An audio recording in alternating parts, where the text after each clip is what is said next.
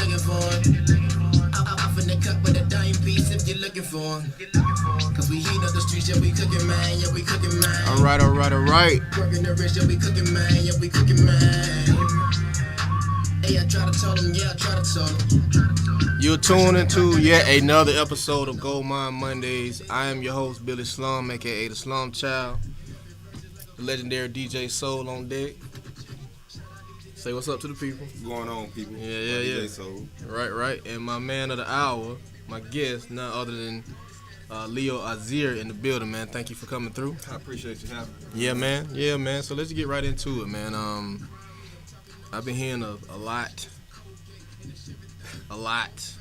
about you, man, and actually had an opportunity to watch you work in the studio, man. And I'm a man of few words, but I just watch. I'm very observant. I watch how people work, man, and I seen how you formulated whatever you was doing, and similar process to mine. I was like, okay, let me see what. And then you came out, you went in there, and you just delivered. I'm like, okay.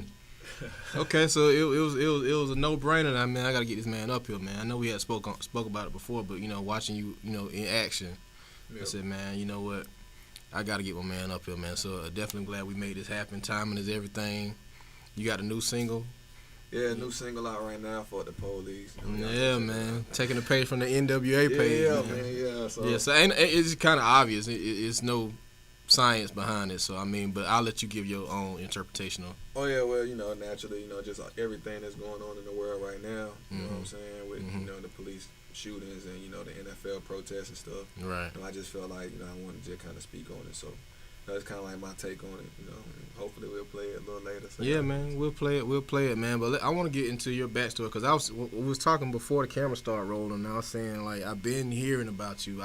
I just think I couldn't correlate between the name change. Yeah. So first of all, tell people who you are, your story, and where you come from. And I previously knew you by Average Joe. Right. So explain that. Yeah, well, when I first started rapping, or I was kind of started rapping with my cousins first, and I went by a name, then I changed it to Average Joe, like when I got in high school, and kind of like the inspiration behind that name was just like, I didn't want nothing too extravagant at the time, right. You know what I'm saying? And then like my dad's name Joe as well, but like, a lot of people kind of like Joe Diamond and stuff like that, but I always felt like I was kind of like the antithesis of him a little bit, so I just kind of like took it on like Average Joe, and it was kind of like ironic too, like I wanted people to like not really expect anything when they hit me, but then when they hit me, be like, oh, like ain't nothing average about that at all. Righteous, I can dig it. But I feel like I kind of outgrew it, I kind of outgrew the name a little bit, so I just wanted to find something else that kind of embodied what I wanted to be. So like the Leo is like my sign or whatever, and the Azir is actually it comes from Africa, and it means the ones that's chosen or whatever. Dope, man. So like the Leo signifies the king, and the Azir is like the one who's chosen. So. Right, the chosen king. I can totally respect that, man. So, so again, when I first heard of you, it was initially through shout out Droid and their whole movement. So it was through their camp that I heard you. So was that who got you started, or what, does it go back before that? I want to go back a little bit before that. Like I said, I kind of started off rapping with my cousins first. But it came a time where I stopped rapping with them. I was just kind of writing rap, so I didn't have anywhere to record. So shout out to Droid, man. When I was in high school, he just saw me on a YouTube video ciphering some of my homeboys, and he just invited me to his house randomly and was like, wow. Come record. And he had South ENT at the time. Right. So, and that time span really important, because that's when I kind of started to find myself and started to find what I wanted to do in terms of like stylistically and stuff. Right. So your original recordings and style was a little bit different from what you're doing now. Yeah, like, man, I tried to sound like T.I. so bad when I was growing up. Like, I used to like just try to sound like T.I. because I spent like I kind of grew up partially in Atlanta, so he was like a heavy influence on me at the time.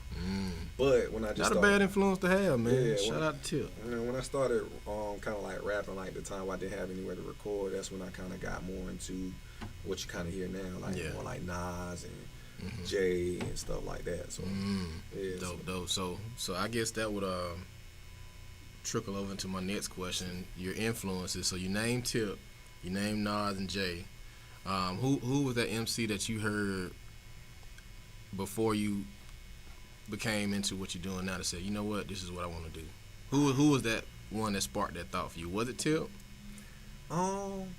We kind of talked on him earlier. It would be probably like Eminem. Like Eminem, when I was like really young, like I remember he had he performed at, I forget what show it was, but it was like he was performing a Real Slim Shady. I remember him walking out, like he came like from the outside of the theater like to the inside, and it was like a whole bunch of people like the whole bunch of clones. It was like MTV Awards, something like that. That's like one thing that I remember like vividly. I think I was probably like 7 or 8, and I think I started like probably wrote my first rap around by that time, something like that. Wow, dope, man. So Leo Azir, the current single FTP, F the Police. Right. We're gonna get into that a little bit later, but it has is there an album coming along with this, or an EP, right. or what? Yeah, so the Republic EP, I'm really shooting for like January, but I'm hoping to put out some visuals and stuff like that in December. But yeah, it's called the Republic EP, and pretty much it kind of follows like a lot of the same subject matter as for the police a little bit, just kind of like social commentary, stuff like that, just from my perspective though. How important do you think that is? Obviously, we know you think it's important because of what you actually putting out, but how important do you think that is for us as artists to take on that? I guess to take on the responsibility of educating people, for social commentary. I think it's a huge responsibility. I think like we somewhat underestimate that, as artists, and even as like, what would be perceived as local artists. We have a lot of power in what we say. Some people don't really want to acknowledge it, but it really does. So it's enough guys out there that's talking about killing and drug dealing, whatever it is, which naturally you can come from that and draw from those experiences, but it's other sides of other things that's going on in real life too. Absolutely, I agree. You know what I'm saying? And just kind of like the trickle down effects or the effects of what's going on in the streets too. A lot of the people that I grew up with that do stuff like that, they don't do it by choice, or something that they want to do or that they glorify. It's something that they want to rise up out of. So I kind of want to show people that side too. Right on, smart young man. So do you feel we all have a certain responsibility? And so you can weigh on this too, man. Do you feel like we all as artists have a certain responsibility to educate a little bit, or do you feel like it's mandatory, or is it up to the parents? Is it up to the city councilmen? Is it up to the teachers? What I would like to see is those who don't do that.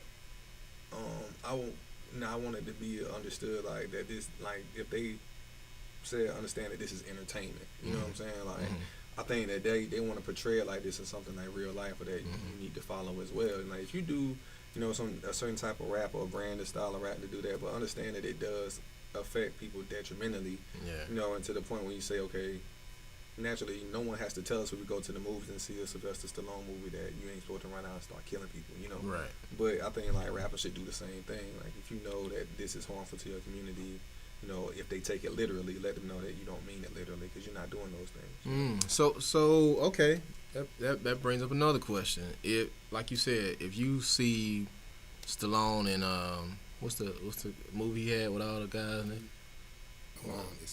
Expendables. Right. So you watch the Expendables, and that movie, like from beginning to end, is just boom, boom, boom, boom, killing. Start off killing. Right, and nobody goes and attacks those guys saying, why are you putting this out in the community?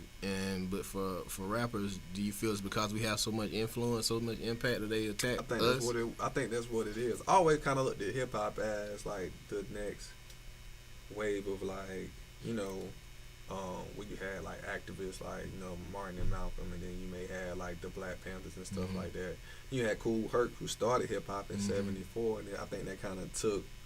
I think that's how we find our revolutionaries, our activists now. Like, a lot of them are like artists, like rappers and stuff like that. So they're taking us specifically, especially if you say you're a hood reporter, or you report on what's going on in real life. People are really taking that as gospel.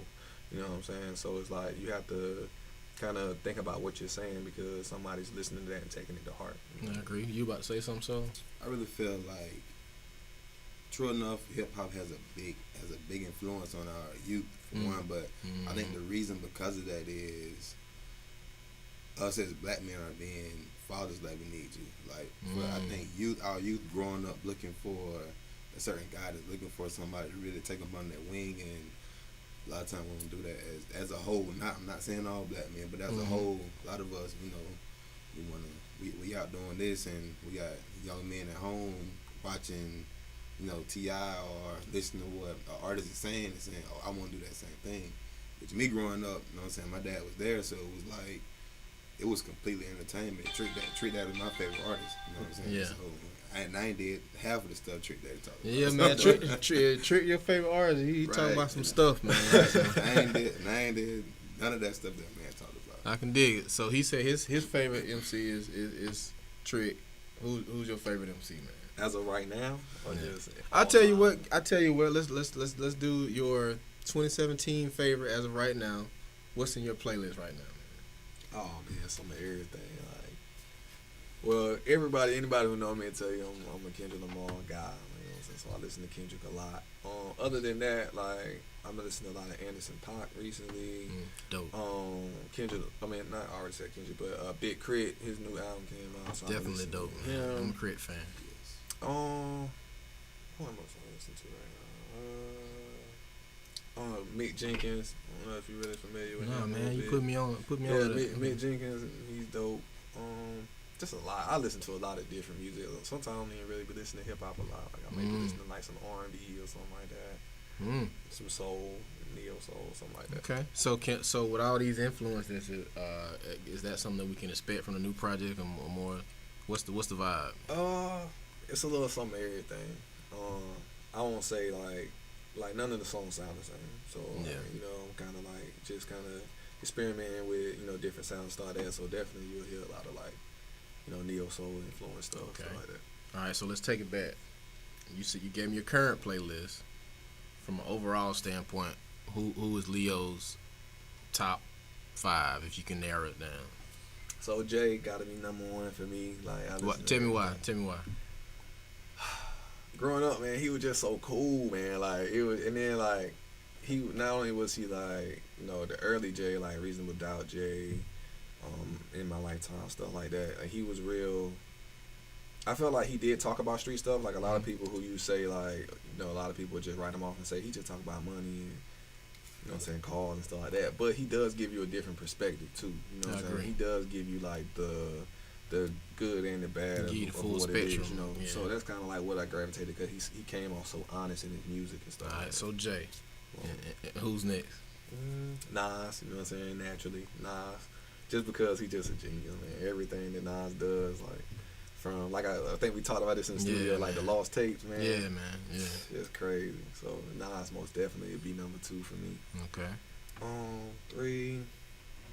I'm gonna go ahead and give Method Man some love. I know a lot of people don't really mess with Method Man a lot. Fuck So with like Meth, man. But Meth would really influenced me a lot growing up. Like in terms of like just when I was trying to figure out my style of rapping and stuff like that. Yeah. Like just listening to Meth, I like how he delivering his flow. It seemed like he always like versatile with his flow. Yeah. Stuff like that. So we got Jay, Nas, Meth. 6'4" would freak out if he watching this 6'4". He just named your favorite rapper, Method Man. Yeah, Meth dope, man. Yeah, man. 4. Let me see.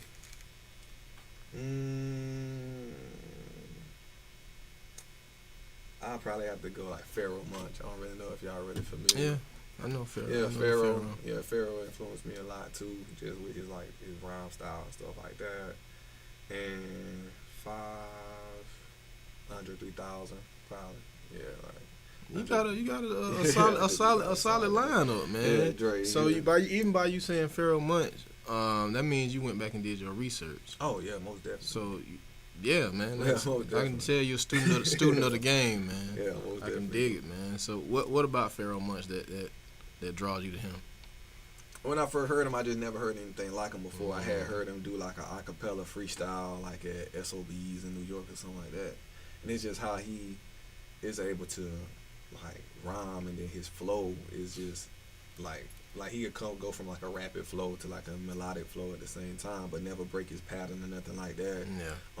Like real witty wordplay and stuff like that.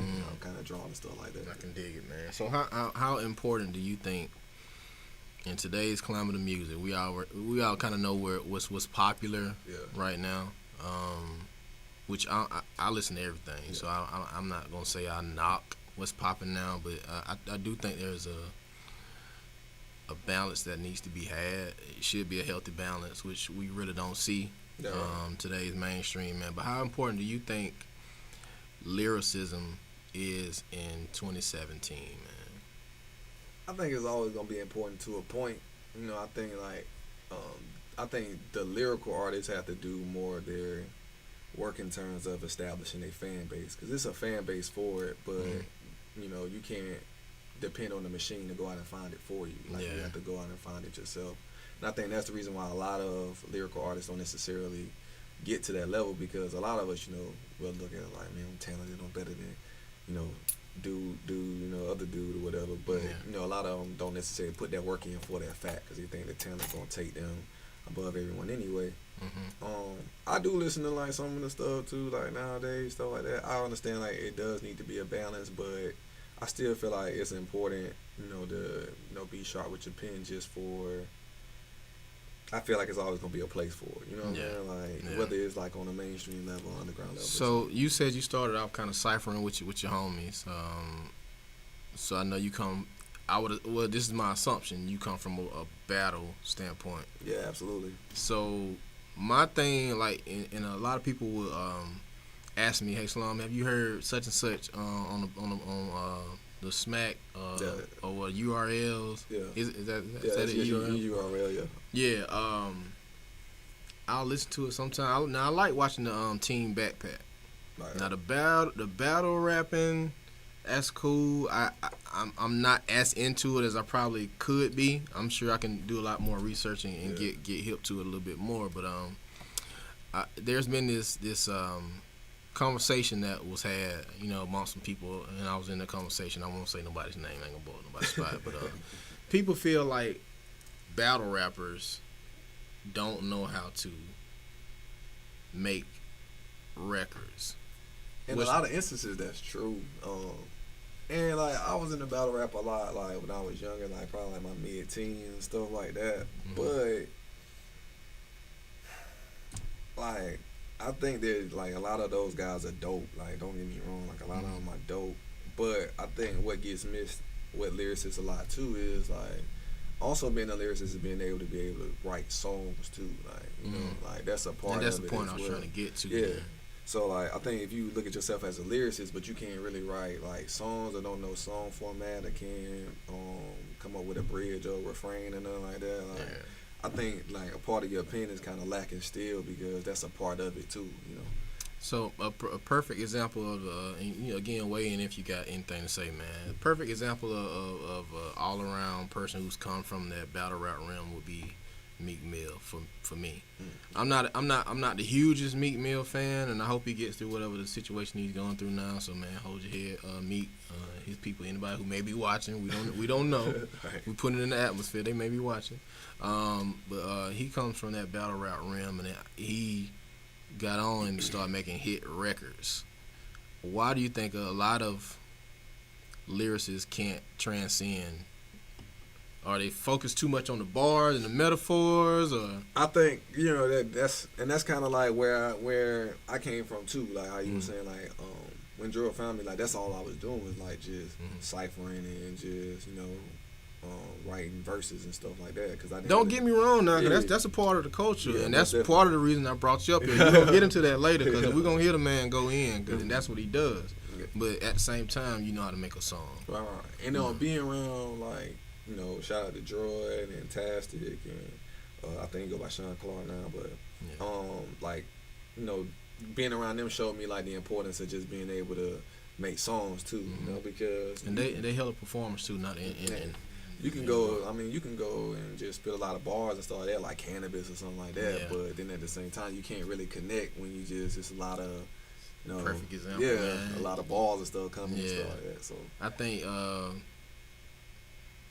Cannabis kind of went wrong with trying to be the best lyricist, which is cool. He probably can still come back to those battle rap arenas and kill shit, but as far as like trying to chart and make hit records, it didn't transcend because he was focused so much on them. That's just my personal opinion. And I think that's the reason too why, like, you know, you see such an imbalance between lyricists and like the quote unquote mumble rapper or the trap rapper, because the lyricists we not really so much focused on the musicality side of everything. Yeah. So And see, in today's climate, man, people want to party, man. You know, this how my man make a living. Partying, man. That's the vibe. And so you got to be able to kind of move with the times, and even if you are a quote unquote lyricist, you got to be able to make a solid record that people can vibe to, and you know, it's all about the vibe right now. Not saying that there's not a place for a social commentary. You got to be able to straddle the fence a little bit. And just in my opinion, you know, I don't know if you agree or disagree. I agree totally with that. You know, that a prime example of that would be like Kendrick Lamar. Like, you know how to make records, right?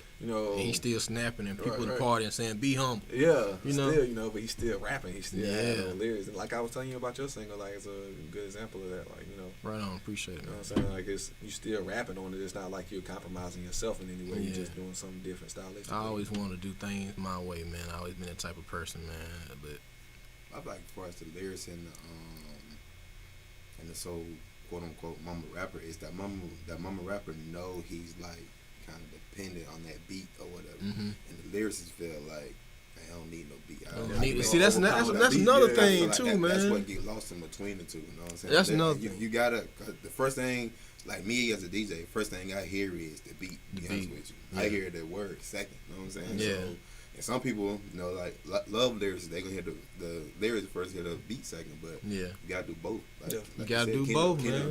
And that's how you make your living. So you know. So my first, I can hear the time a song come on, I can tell you what it is, because that once I hear that beat, like it sticks with me. Yeah. You know so you got to be able to have that balance, man. So artists out there, if you listening, man, create that balance, man. Have that balance, man. It's a constant work. So I'm sure you constantly working on your craft. Yeah, absolutely. Every day. So you know, it's something that we gotta master, man. And again, we're gonna get to the culture part, because again, we're gonna have this man go in and do what he does. So we're gonna get to that, man. I lost my thought, man. But I lost my thought, man. I was gonna ask, if you had a dream collaboration, I think I know what the answer probably would be. If you can get anybody on the Republic before it drops, who would it be? I mean, if you had that one pass to say you can get anybody from the industry on your album before it drops, who would it be? It'd probably be Kendrick right now. Yeah, I probably want to get Kendrick on it. Yeah, most definitely. I knew the answer. I knew the answer. Reverend Cook, you got something, man? No, I'm sorry. I'm just having fun watching y'all. Okay. Yeah, man, that's what's up, man. So Kendrick, if you had an opportunity to get in the lab with Kendrick, which direction would you take him in? Would you bring him into your world? Would you let him take the lead? And I know this is hypothetical, man, but I believe you put stuff in the atmosphere, words become things. You know what I mean? Right. Yeah. You dreaming it in. So for instance, I'm gonna let you think on that answer. For instance, back to what we were saying before about being a lyricist and making records to transcend. Like, my favorite rapper of all time, everybody knows it's Nas. Hands down. Now, I'm diehard Nas. I'm gonna defend him to the end, but sometimes my favorite rapper let me down on the beats. He does. You know, I'm gonna love his lyrics regardless. He can rap about doo-doo, and Billie Slum is gonna buy it. He can rap about doo-doo, but sometimes them beats don't trans. You know, I just be like, it's my guy. I'm gonna buy it anyway. But I think Nas kind of like got that mentality where he was talking about, like, Nas just kind of get in the studio and like, I don't care what beat it is, you know, I'm just gonna do it. Yeah, because he gonna wreck it lyrically, man. But you know. But back to the question about this dream collaboration that could possibly become a thing. I think, I mean, I know we just got done talking about having balance like that. I really would really want to just compete with him, like kind of go ball for ball, just to kind of see what else. I love the confidence, man. So you feel like you can spar with K-Dot. Okay, that's what's up, man. That's what's up. Yeah, let them. Hey. Yeah, I mean, I ain't gonna get my hand and be scared or nothing like that. Nah, man, you got to be confident, man. You got to be confident in what it is that you do, man. So I definitely admire that about you, man. So do we have a specific? Well, you said you don't have a specific date to release. Not a specific date, but like I said, I should have some visuals coming here soon. I got a song called "The Fool's Ready." I'm gonna drop next after I get done with the cycle for this one. Okay. And I actually got like some freestyle stuff coming out too. So Okay, cool, man. So now we talked about from a global standpoint. We're gonna kind of bring it down to our area. Okay. Do you think there's a lane in our area for what it is that you do? Absolutely, man.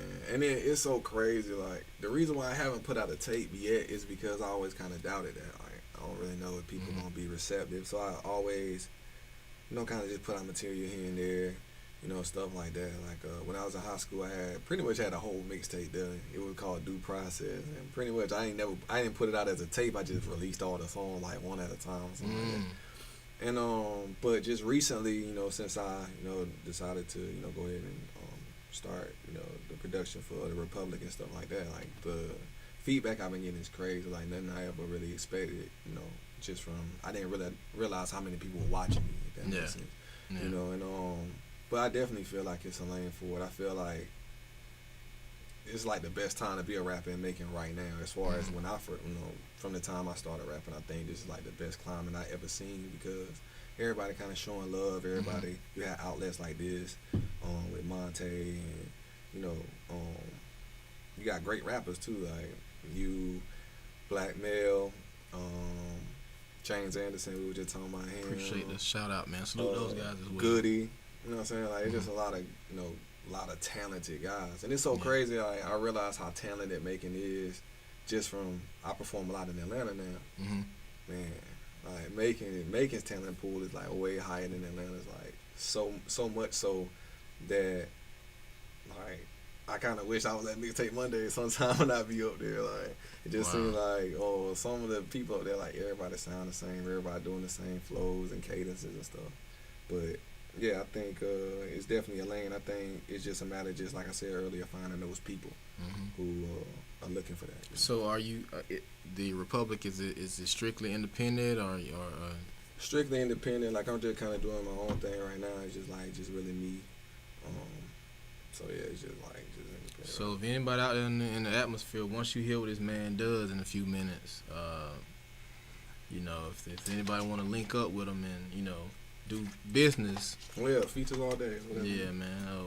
Anything else, plug your social media as well. Oh yeah, IG. I am Leo Azir. You can find me on Facebook at Leo Azir. That's pretty much it. I'm working on the website in construction right now. So right on, man. So we'll have all that coming. So we're gonna jump into the single. Am I right? Oh yeah.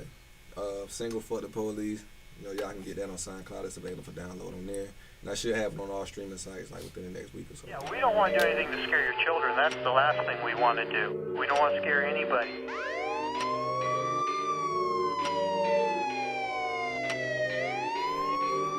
Yeah, been down, I'm getting round, moving slowly. 5-0 in my rear view. Brought the whip to a slow creep. Blue lights make me fearful. We both know why they chose me. Don't see me as a human being. Yeah, should make a nigga wanna scream. Fuck the police. Is it cause I'm black? Yeah. Is it cause I sad? Is it because you perceive me as a thought that got you mad? Yeah. On the block while I sit and watch with the homies. See the squad car from afar, yeah. Middle fingers to the stars like fuck the police, nigga. Running for my life, yeah. Paranoia got me hearing noises. Pigs on me, they harassing me. Guess this shit make them feel important. Better feel euphoric, the authority. Taking lives of minorities. Receiving glory throughout all his story. Even though they leave behind gory scenes. Hear my license and my registration. No, you don't smell no marijuana. This gun is legal that I carry on me. And I can't kill you with this Arizona or these Skittles neither. The Grim Reaper with a badge on. Now millimeter that they blast on me. Mama about to sing a sad song. We get beat and see us eating asphalt streets. Rodney King, we was just glad y'all seen. How we get treated is tragic on screen. Ain't no smiling when they profiling. Ain't no peace when they pull their piece. These the reasons why we go riot. Smoke, fire, and brimstone. Revolutionary winds blowing. Revolutionary winds blowing. Revolutionary winds blowing. Revolutionary winds blowing. Winds blowing, nigga. Winds blowing, nigga. It's whatever. Yeah. Yeah, been down, damn, getting round, moving slowly. 5-0 in my rear view. Brought the whip to a slow creep. Blue lights make me fearful. We both know why they chose me. Don't see me as a human being. Yeah, should make a nigga wanna scream. Fuck the police. Can you read me my Mirandas? Yeah, I know my rights and I demand them. I'm a man that'll take a stand when I get the chance. And power unchecked is a cancer that goes unanswered. The post graders, both folk carrying vandals. Don't know if I can handle this insanity. Man, we need to band together, fight our arrogant handlers. I've been fed up with the feds, bro. It's becoming hard for me to spread love. Cause the hate of harpers getting larger, darker. It seems often we getting targeted, earshot. These cops must think they King Arthur's, and that's why they kill us on camera lot. Damn, you're not the hand of God. Televised genocide. Shit, I can't stand to watch a black man getting laid down in the streets while the judge shoot the case down. In the midst of despair, I keep a fist in the air out here, cause I'm black and I stay proud. Yeah, I got the heart of a warrior. Yeah, seems like they're at war with us. Yeah, I won't rest until I meet death, if that's what it takes to come out victorious, nigga. Yeah, come out victorious, nigga. Yeah, winning, I'm winning. Yeah.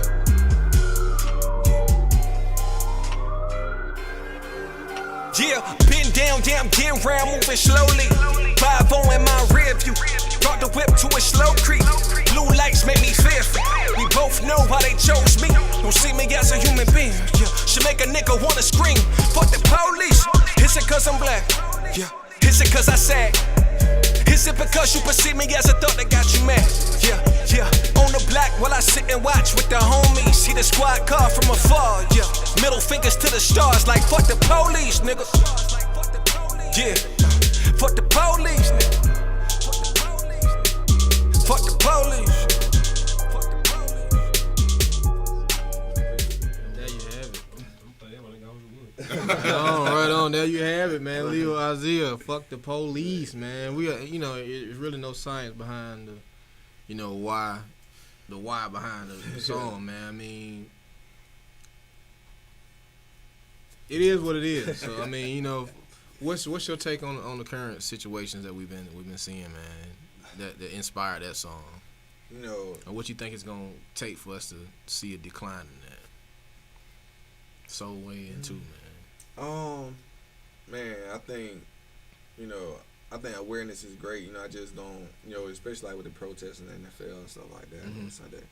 I think we like losing sight of like what we kneeling for. You know what I'm saying? Like I just really want everybody to keep in perspective, like what we are actually kneeling for, and not get caught up in the rhetoric that's associated with it. But in terms of what we can do about it, I think just I think how we were talking about how with Meek, about like we only really care if it's a celebrity, or something like that. How do people signing the petitions and all that? I think if we just loved each other more in terms of like, or just cared about what was going on with the people who are right here with us. Once we're able to do that, I think we'll see a decline and people will start respecting us more. We start respecting ourselves. I can dig it, man. What's your take? So he exactly summed up what I was about to say. Is I feel like it's not enough black love. Like we ain't loving ourselves. So how can you expect somebody else to love us? You know what I'm saying? Like almost like we don't care about ourselves. Yeah. True, man. So how could you be bad at this man for not caring when almost every song we put out on the radio is I killed a nigga. You know what I mean? So that we killed the KK ourselves. You know what I mean? I can't put it no more clear than that, man. I can't kill. I mean, who produced the record, man? It's my homie Secret Stash. He actually stay in Maryland, so shout out to my boy. Shout out to him, man. That's a dope fucking beat, man. and you went in, man. So I definitely digs that, man. So now I think we at the point of the show where we're gonna come to things come to a head, man. He called me Funk Master Slum, man. So that's my name for the day. I'm gonna do the ad libs like Funk Flex. Mean. You know what this is? Nah, I ain't gonna do all that, man. But, my man about to get down, man, and he gonna show you why he is one of the elite in my eyes. I appreciate that, man. So I'm gonna let him do what he do. So. This is history in the making, man. This is Goldmine Mondays exclusive. Hey, run that back for me. Rest in peace, Prodigy. R.P. Prodigy. HNIC, man. Yeah. Yeah. Look, raised in the slums, not fazed by the guns. I was raised by the ones with AKs that they spray, who got prison tax, grills and haze in their lungs. Days when I was young, I was crazed and deranged, got my knowledge up. Now every MC out of luck, I was stuck in the bottom of Bloomfield. But shit got too real in school, a lot of us was bad. Shit, we had brass knuckles and box cutters. Drag you cocksuckers, one last with Glock busters, so stay inside. To be candid, you couldn't picture my frame of mind. Grew with hunger pain, so I got a lot to say. If rap was like the Hunger Games, I was mocking Jay. Not for play, man, the whole gang came with me. Now for mocking Jay, it's cause I got your dame with me. Thankfully, I was able to regain sanity in the sanctity of my own mind. I don't mind crushing your whole rhyme, so fuck a cosign. Sooner or later, a label of finest gold mine or yeah. Wait, I ain't done. Check, look. Country bumpkin, bumping slow jams. I been peeped the program. I slow dance with death, fuck a romance. You stepped in the ring with the GOAT, champion undefeated. Haters be like Kentucky freshmen, here for a season, conceited. Deity of my city, greet me like I'm a god. The angels, they standing with me, untouchable, done, confident. They fast food, so if it's beef, I come out on top like a condiment. A dominant anomaly, a glitch in the system. Vindictive prick, I slit the wrist of my victims, then bathed in their blood. Sadistic, isn't it? Don't play with thugs, or this fifth, it's gonna get the spitting. Sick premonitions of a misguided youth, who they dick riding you. Slide through in the fly coupe, stalking my rivals, it's what I do. Supply you with the means for survival. They sing and they ride to the apostles, gospel. Put my rhymes in the Bible, the leader of this hip-hop revival since high school. Hit you like a typhoon, tycoon, mogul talk. You can't trump me like the nigga in the Oval Office. Talk slick and get tossed off the bridge. Quit trying high beat bars behind market in. Look, I got some more. Yeah, keep going, look, keep going. Look, yeah, please excuse my melanin, intelligent, eloquent, brash, arrogant ass. Yeah, I'm devilish. Tell them this the return of that turner. I burn it up. Eternal damnation's waiting. Best learn from these sermons, bro. I'm like Hannibal and Carthage, throwing carcasses. In my death, they'll fabricate my life and then they'll alter it. Now, ain't that something now? To hide my history, you can hide my royal blood, but it still lives in me. I am the pulse of the streets. Fuck your cultural mimicry. I am C with the tendency to deplete each enemy with defeat. She don't bend a knee. I keep it discreet. I bless her. Yes, sir. Electric like a Tesla. You don't want to step to the Black Kings. Yeah. Yeah. And there you have it. There you have Leo Azir. It's Goldmine Mondays. I appreciate We just set this shit off, man. What Sway say? You whack rappers. You whack rappers. No, just playing, man. Hey, I appreciate you. much bro. respect, man. We set the bar here, so if you want to come after this, come on. This is the bar. If you want to come after this on Goldmine Mondays, this is the bar. This is Mactown. This is Leo Azir. I am Slum Child. DJ Soul. Goldmine Mondays. Ain't nothing else left to say, man. Oh, my bad. I'm sorry. Take the baseline out. I ain't been shouting out my sponsors either, man. Shout out to the Southern Center for Choice Theory, Icon Media Productions. It's Goldmine Mondays. Shout out Deodora.com as well. To the money if you're looking for it. Off in the cup with a dime piece if you're looking for it. Cause we heat up the streets, yeah, we cooking, man, yeah, we cooking, man.